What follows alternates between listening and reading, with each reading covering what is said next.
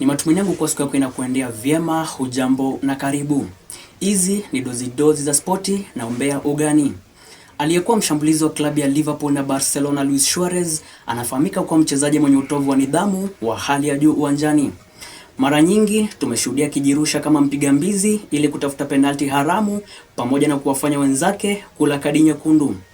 Tuandamane sako kwa bako ni kutajia matukio maarufu ya Luis Suarez yenye utundu, utukutu na ujeuri. 11 mechi baina ya the Red Devils na Liverpool, Luis Suarez alimfumania beki wa Manchester United Patrice Evra kwa kumrushia cheche za matusi ya ubaguzi wa rangi. Jambo hilo lilimfanya Luis Suarez kupigwa marufuku ya mechi 8 mfululizo. Mwaka wa 2013 walipocheza dhidi ya Chelsea, Luis Suarez alimuuma Ivanovic kwenye bega lake. Baadaye Luis Suarez alikiri kosa hilo pamoja na kutoshiriki mechi 10 mfululizo. Mwaka wa 2010 kwenye mechi ya robo finali kombe la dunia, Luis Suarez aliuzima mwangaza wa bara la Afrika mchana aliponao mpira kwenye sanduku na kunyima Black Stars ya Ghana bao la wazi.